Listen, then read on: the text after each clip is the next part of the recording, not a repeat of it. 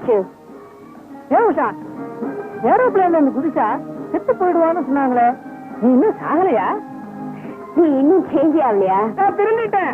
நெய்வராச்சே பார்த்தேன், பேசினேன். உஷா, டிராயிங் மாஸ்டரா? இவர் பெரிய ரைட்டர். உங்க வீட்டுக்கு புதுசா ஒருத்தர் வந்திருக்கிறதா சொன்னாங்களே, வருவாரா? ஆமா.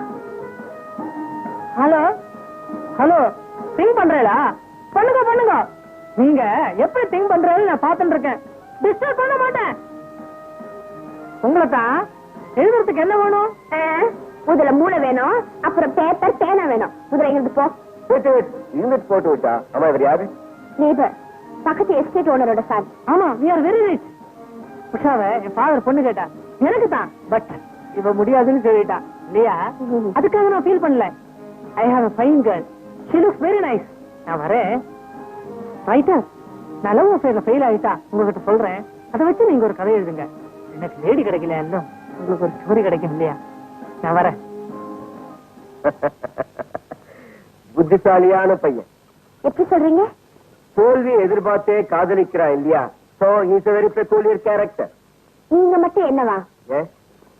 எல்லாரும் பிள்ளையா சொல்லி போட்டு தான் ஆரம்பிப்பாங்க. நீங்க பிரம்மாண்ட உங்க பேர் எழுதி நிறுத்திட்டீங்களே.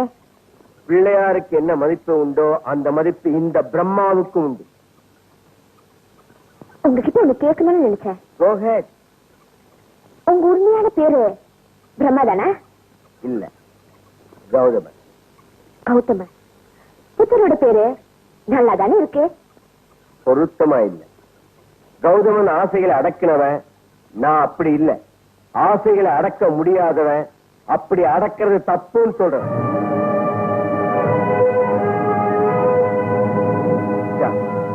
எனக்கு ஒரு ஆசை. எதுவா இருந்தாலும் சொல்லுங்க. உஷா, என்ன மம்மி? பாடக்காத்து வீச ஆரம்பிச்சிருச்சு. உடம்பு கட்டி போயிடும். வாப்பலாம். வாழைக்காற்று வெளியில இருந்தா மட்டுமில்ல, வீட்டுக்குள்ள இருந்தாலும் வரும்.